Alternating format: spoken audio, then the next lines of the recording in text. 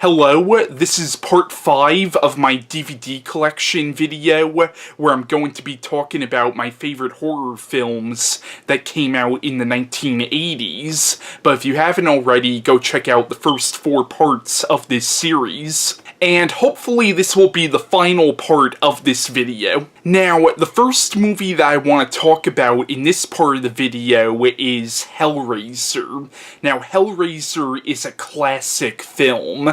Now, the movie is written and directed by Clive Barker, and this is based on Clive Barker's book, The Hellbound Heart. And the movie is actually quite different from the book, which is surprising because the movie is written and directed by the same person who wrote the book. Now, I actually think Hellraiser is a much deeper film and a far more thought-provoking film than people really give it credit for. Like, I feel like there are a lot of people out there who kind of just look back at this movie like it's a generic slasher film, when it really isn't. The movie's not a slasher film at all. Unfortunately, this movie had a lot of sequels, and some of the sequels were good, but most of them were really bad, and the sequels were definitely more like slasher films, but the first Hellraiser movie is not a slasher film at all.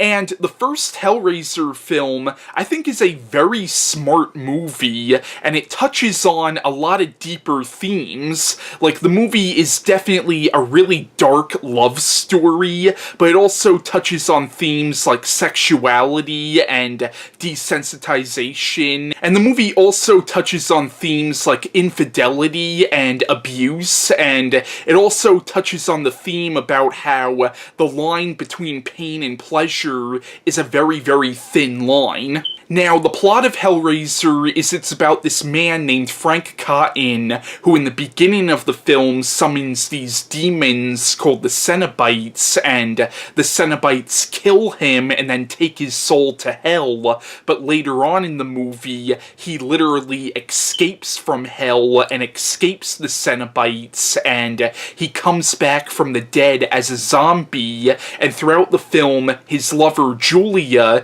who's actually his brother's wife, basically she's trying to resurrect him, and she brings him men to the house that he feeds on their blood, and the more blood he feeds on, the more regenerated he becomes. But once again, Hellraiser is a brilliant movie, and it's kind of funny how Pinhead became the most popular character from the movie, but in the first Hellraiser film, Pinhead is really only a side character. Like, the Cenobites in this movie really are only side characters. The sequels made the Cenobites the main villains, but in the first Hellraiser movie, really the main villain is Frank. The Cenobites are actually kind of like anti-heroes in this movie, because the Cenobites are really there to punish the character of Frank, who is a very, very bad man. But yeah, if you haven't seen Hellraiser, it's a movie that you definitely owe it to yourself to check out. The next movie I want to talk about is The Lost Boys, which I have on the same DVD as the sequel, Lost Boys: The Tribe. Now, The Lost Boys is definitely a classic. It's a great vampire movie and a great horror comedy film, and I think this film was also the first movie that both Corey Feldman and Corey Haim were in together, and Corey Feldman and Corey Haim would go on to be in a lot of movies together. The next movie I want to talk about is The Monster Squad, and I love The Monster Squad. Now, I actually first saw this movie when I was a little kid. I think I was like 6 or 7 years old when I first saw this movie, and I actually saw this before I saw all the Universal monster movies, and this is the movie which really got me interested in watching all the Universal monster movies. movies. Now, the best way I can describe the Monster Squad is think the Goonies crossed over with the Universal Monster movies. Now, the plot of the Monster Squad is it's about this group of kids who are big horror movie fans, but they find out that all these movie monsters like Dracula, the Frankenstein monster, the Wolfman, the Mummy, and the creature from the Black Lagoon, they find out that these monsters are actually real, and it turns out that Dracula wants to destroy the human race, but in order to do so, he needs this magic amulet, so now this group of kids have to stop Dracula, and Dracula in the beginning of the film has the Frankenstein monster, the Wolfman, the creature from the Black Lagoon, and the Mummy helping him, but eventually in the movie, the Frankenstein monster starts helping this group of kids stop Dracula. The Monster Squad is an awesome movie. It's a really good horror comedy film, and it's also a really good family film as well.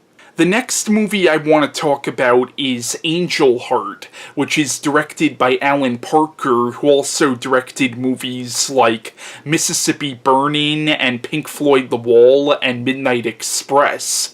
Now, Angel Heart is basically like a cross between a detective drama and a supernatural horror film. Now, the plot of Angel Heart is it's about this private eye detective named Harold Angel, who is hired by this guy named Louis Cypher, played by Robert De Niro, to look for this missing person named Johnny Favorite. But as the movie goes on, everybody who Angel questions about Johnny Favorite ends up getting killed, and you eventually realize that this guy, Johnny Favorite, does not want to be found, and eventually in the movie it's revealed that Robert De Niro's character, Louis Cypher, is actually Satan himself in human form, and Angel Heart is a brilliant movie. If you haven't seen this movie yet, I highly recommend it, and it's a great detective movie, actually, and I would say it's one of my favorite detective thrillers. And as far as Alan Parker films go, I'm not sure if I like this or Pink Floyd The Wall better. Like, it's kind of a toss-up between these two movies as to which one is my favorite Alan Parker film.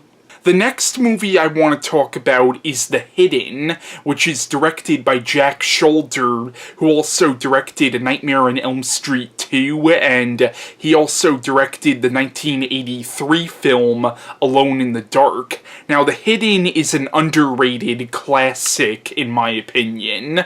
Now, the movie is basically a buddy cop film crossed over with a sci-fi horror action film, and the movie is freaking excellent. Basically, it's about this cop who gets teamed up with this FBI agent played by Kyle MacLachlan, who is looking for this killer, but the killer he's looking for is actually an alien creature that crawls in and out of people's bodies and basically uses people as puppets, pretty much. And it has a very similar premise to Jason Goes to Hell, which of course came out years after this. The next movie I want to talk about is Predator. Now, some people might argue that Predator is more of a sci-fi action film than a horror film, but I actually think Predator is just as much a horror film as it is a sci-fi action film. Now, as an action film, Predator might actually be my favorite 80s action movie, but it's also a really good sci-fi horror film, as well as a really good action movie. Now, I'm actually going to be reviewing all the Predator movies in a couple of months, so just stay tuned for those reviews if you want to know more of my opinions on this film.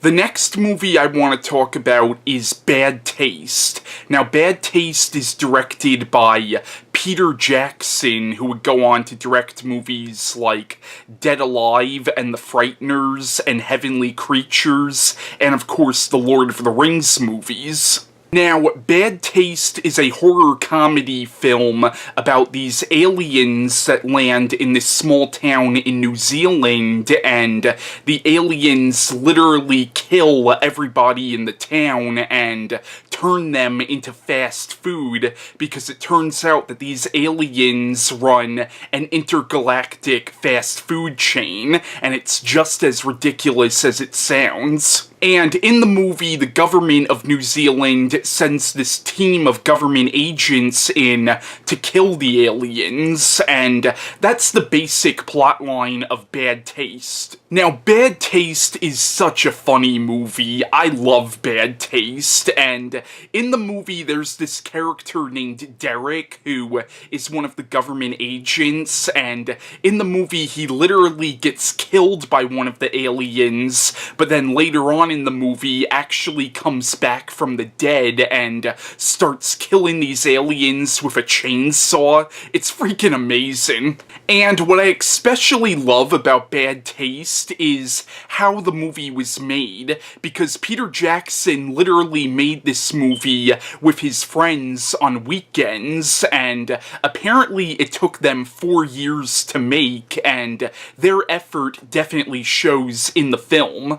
And it's also funny because when you watch this movie, you would never guess that 14 or 15 years after this movie, this guy would go on to make The Lord of the Rings.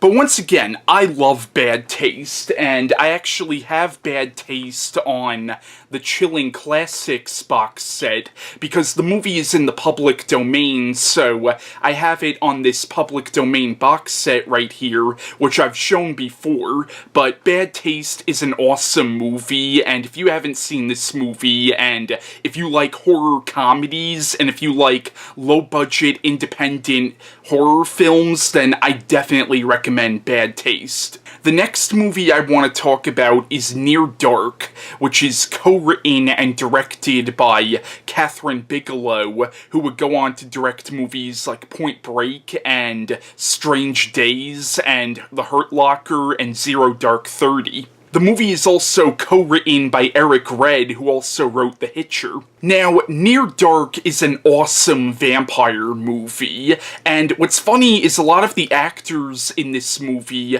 were also in Aliens, like Lance Hendrickson and Bill Paxton and Jeanette Goldstein. But yeah, Near Dark is a great movie, and if you haven't seen this movie yet, definitely check it out. But I do want to point out, though, that I freaking hate this DVD cover right here. This particular DVD of the movie was released after Twilight came out, so it's clear that this cover here is trying to cash in on Twilight, which I don't get, because if you actually see this movie, it's nothing like Twilight whatsoever. But for some reason, the DVD cover here, which was released after Twilight came out, was trying to, I guess, go for the Twilight audience, when, I'm sorry, the Twilight audience would probably not be into a vampire movie like this. So the DVD cover here does not do the movie justice at all. The next movie I want to talk about is The Stepfather, which stars Terry O'Quinn, who most people would know as John Locke from Lost. Now, The Stepfather is about this guy who goes out and marries widows and marries into their families, and he actually kills whole families. Like, he marries into a family, and if this family disappoints him, he ends up killing that entire family, and then he changes his identity and goes out and marries into another family.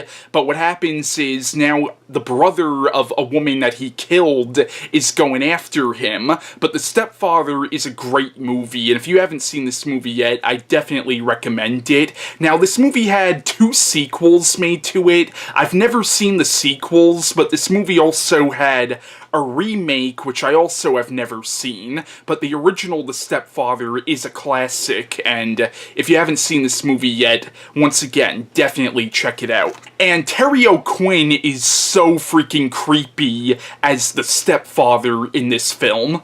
The next movie I want to talk about is a movie that I have on this DVD set here, featuring 4 different John Carpenter movies, and the movie I want to talk about is John Carpenter's Prince of Darkness. Now, the plot of Prince of Darkness is it's about these people who go into a church to study this strange liquid which is in this ancient glass jar, and it turns out that this liquid is literally the physical manifestation of Satan himself, and it turns out that Satan wants to destroy the human race by releasing this dark god upon the earth, and it turns out that this dark god is literally God's opposite. Now, Prince of Darkness is pretty much a movie about God versus Satan, but what's interesting about it is it's kind of a sci-fi take on God and Satan, because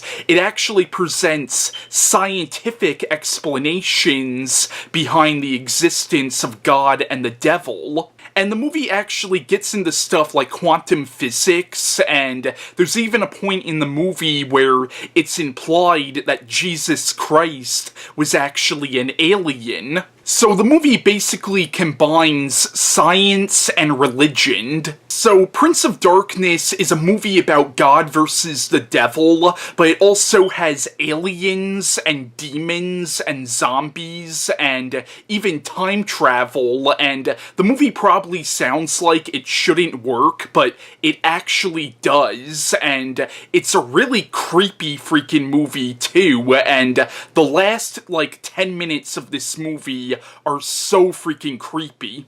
And it's actually a very Lovecraftian movie, too. Actually, a friend of mine called this movie the most Lovecraftian movie that's not actually based on a short story by H.P. Lovecraft, but the movie does have a very Lovecraftian feel to it.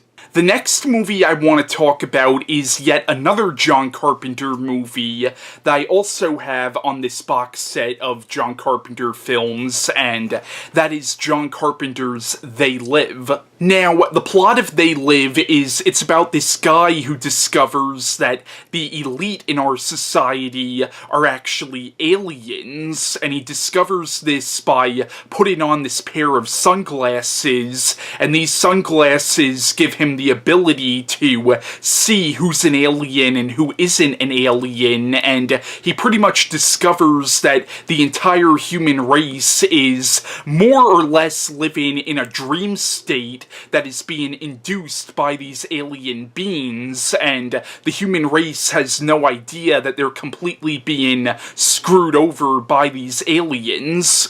And the whole movie is a satire on the idea of the rich versus the poor, and the idea of the elite screwing over the middle class and the lower class. But They Live is a freaking awesome movie, and is actually kind of more relevant today than it was when it came out back in 1988. And the film stars Roddy Piper as the character of Nada, who is the main character. It also stars Keith David and Meg Foster, and I actually met Roddy Piper, Keith David, and Meg Foster a couple of years ago. Unfortunately, Roddy Piper's no longer with us. He died actually a year after I met him, actually, but he was a really nice guy when I met him. Now, I'm not a fan of wrestling at all. I only met him because I'm a fan of his through this movie, and also I'm a fan of his through the appearances he made on It's Always Sunny in Philadelphia, but he was a really nice guy, and he signed this poster of They Live for me. The next movie I want to talk about is Pin. Now, Pin is based on a book by Andrew Niederman, who is the same guy who wrote the book The Devil's Advocate, which of course was made into the movie The Devil's Advocate. Now, Pin is a really good movie, and a really creepy movie as well, but also a really sad movie too. Now, this movie is basically kind of a character study on this guy who is schizophrenic, and it's really a study on schizophrenia, and also kind of a study on things like child abuse and stuff like that, and it's a creepy as hell movie, but also really kind of a heartbreaking movie too as well, but Pin is an excellent movie. I haven't read the book yet, but I would really like to though. But once again, Pin is a great film, and the movie also has Terry OQuinn in it, who was in The Stepfather, which I mentioned a little bit ago, and of course he played John Locke on Lost. But once again, Pin is a great film, and if you haven't seen this movie yet, I highly recommend it. The next movie I want to talk about is Dead Ringers, which I would say is more of a drama film than a horror film, but there are definitely some elements of psychological horror in this movie. But Dead Ringers is an excellent film, and the movie is co-written and directed by David Cronenberg, and I definitely think this is one of Cronenberg's best films. And what's funny is when this movie came out, a lot of people said this movie was a huge departure for Cronenberg, but it really isn't. The movie is honestly pure Cronenberg. Now, if you want to know more of my opinions on this movie, I recently did a standalone review for it, so just check out that review if you want to know more of my opinions on this film. The next movie I want to talk about is the 1988 remake of The Blob. Now, I love the original The Blob with Steve McQueen. It's one of my favorite monster movies from the 1950s, but I would honestly put the remake of The Blob right on par with the original. Now, some people actually say this is better than the original. I don't necessarily agree with that because I love the original The Blob as well, but the remake is definitely a classic, and I think is one of the best horror movie remakes out there. And I actually think this remake does a really good job at remaking the original The Blob, but also changing just enough to make it a creature of its own, and I think it's a fantastic remake, and I think does a really good job at staying true to the spirit of the original film while still being its own entity. And the movie actually stars Kevin Dillon and Shawnee Smith and Jeffrey DeMonn. The movie is also co-written and directed by Chuck Russell, who before this directed A Nightmare on Elm Street 3, The Dream Warriors, and he would go on to direct The Mask. And the movie is also co-written by Frank Darabont, who also worked with Chuck Russell on Dream Warriors, and Frank Darabont would go on to direct movies like The Shawshank Redemption, The Green Mile, and The Mist. And it's funny that Jeffrey DeMonn is in this movie because he would go on to be in a lot of Frank Darabont's films. The next movie I want to talk about is Child's Play. Now, this movie, of course, introduced the character of Chucky, who would go on to become a horror movie icon, and this copy of the movie that I have was actually signed by Alex Vincent, who plays Andy Barclay in the movie. I met him a little over a year ago now at a horror convention, and he actually signed the movie for both me and my friend Moses, because my friend Moses was there, and I guess he thought we were living together or something. I don't know, but he signed, like, Moses and Christian on here, even though it's my freaking copy of the movie.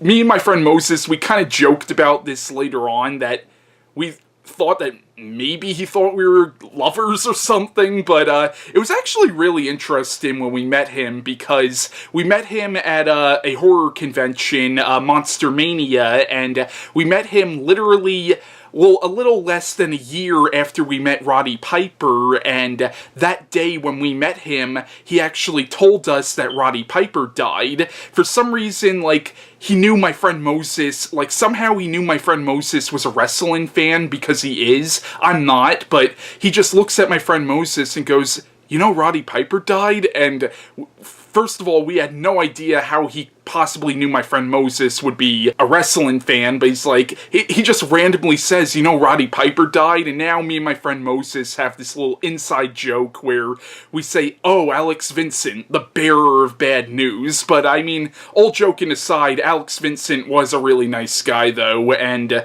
once again, this copy of the movie I have is signed by Alex Vincent. Now, the plot of Child's Play is it's about this serial killer who practices black magic, and he's about to die, so he calls out to this evil god called Dembola to transfer his soul into this doll. Now, I've heard Dembola is supposed to be another name for Satan. I'm not sure if that's true or not. I know Dembola is something taken from, I think, African mythology. But the first Child's Play movie is actually a really well-done movie, and a really well-made movie too, and it actually takes the subject matter and does it kind of realistically, or as realistic as a movie about a possessed doll can possibly be. And the movie actually has kind of a gritty, realistic feel to it, unlike the sequels, which were definitely more horror comedies. Yeah, Child's Play is one of my favorite movies, and when I was a little kid, I used to be freaking terrified of Chucky. Like, when I would be in, like, a Blockbuster or something, if I would see a copy of a Child's Play movie, I would be covering my eyes. Like, it was ridiculous. Like, I couldn't even look at Chucky, but when I was 12 years old, I finally watched the movie, and my family members were like, "Oh, Jesus Christ, you finally watched that movie?" But yeah, Child's Play, it's a great film. If you haven't seen it, definitely check it out. Yo, I used to do the same thing with Chucky too, blood.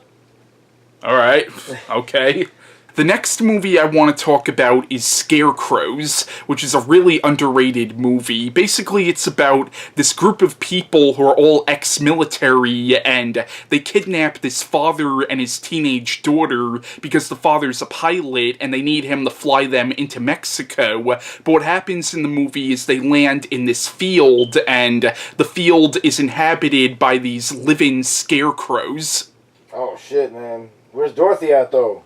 I don't know. Oh god, that Tin Man man's gonna fucking kill that bitch, bro. That lion's a pussy. He ain't shit.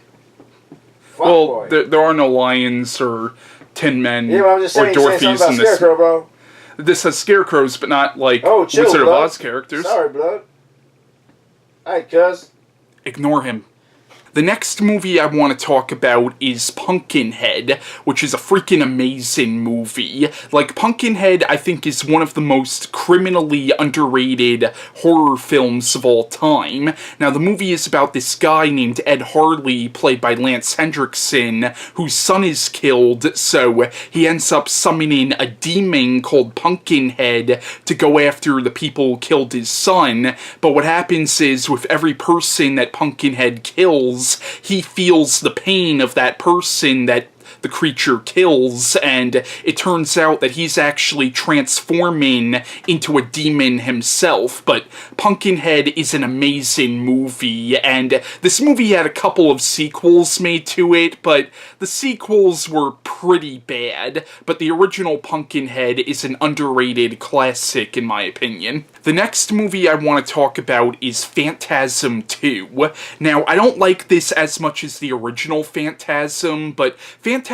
II is a really good sequel, and what I really like about this movie is it does have a very different feel from the first film. This one is actually kind of an action horror film, and it's freaking amazing. And this was actually the first Phantasm movie I ever saw. I first saw this movie on AMC back in, like, 2004, I think, and this is the movie that really introduced me to the Phantasm franchise, and I don't like it as much as the original one, but it's still a really good sequel. The next movie I want to talk about is The Serpent and the Rainbow, which is directed by Wes Craven, and is definitely one of Wes Craven's most underrated films, and it's actually a really political film as well. Now, I did a review on this movie, like, almost a year ago now, so if you want to know more of my opinions on this film, just check out that review I did. But I have The Serpent and the Rainbow on this DVD set here, which comes with 2 other Wes Craven films. The next movie I want to talk about is yet another movie that I have on this Wes Craven set, and that is Wes Craven's Shocker.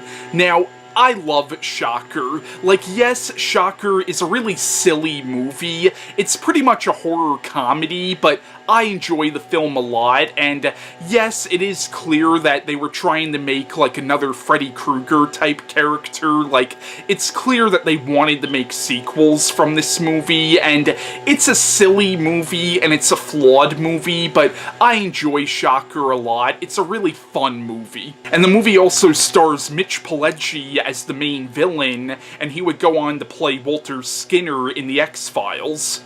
The next movie I want to talk about is Pet Sematary, which I enjoy this film a lot. I know some people don't like the film, and it is flawed, but I think a lot of my love for this movie is really nostalgia, because I first saw this movie when I was like 12 years old. When I was 12 years old, around Christmas time, my aunt got me like this whole pack of different Stephen King movies, so this was one of the movies on it, and I've always enjoyed this movie when I was younger, and I still kind of enjoy the film now. Now, the movie, of course, is based on a book by Stephen King, and it's nowhere near as good as the book, but I still really enjoy Pet Sematary.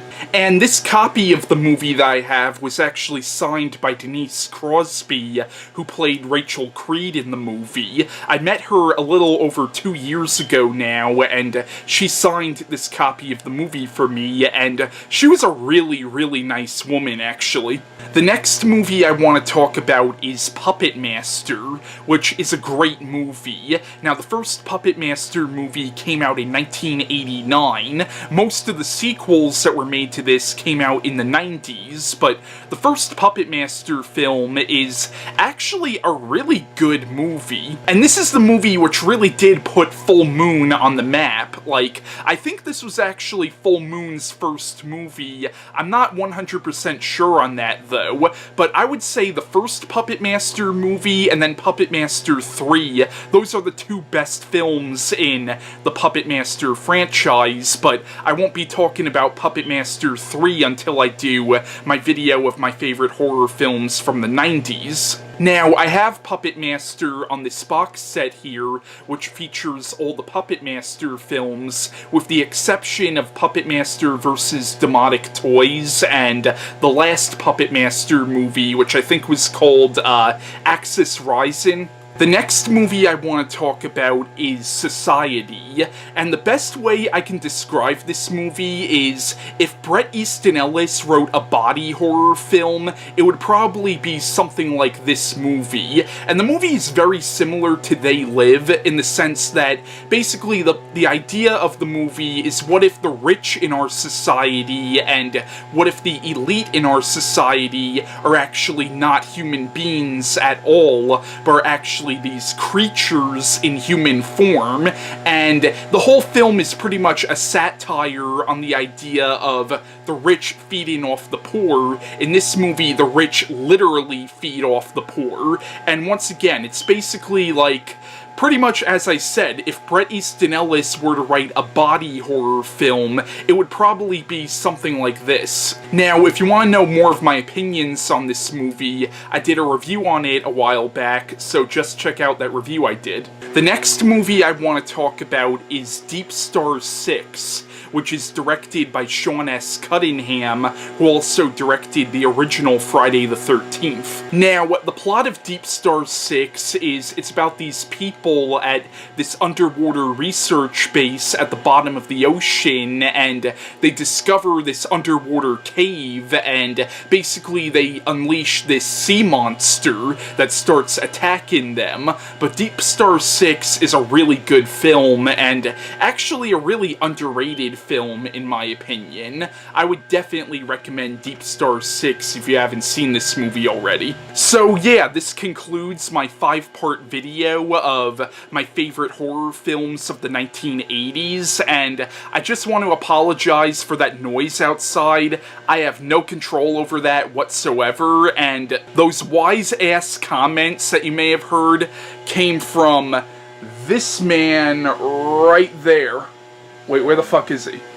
Oh, there he is. Yeah. Yeah, he was making those, like, wise-ass comments, like, yo, where Dorothy at, when I was talking about, Scarecrows, but, yeah, I hope you enjoyed this video. Sorry it was 5 parts, but I hope you enjoyed it, and if you haven't seen any of the movies I've talked about in this video, definitely check some of them out and let me know what you thought of them, and also let me know what some of your favorite horror films from the 80s are, and bye.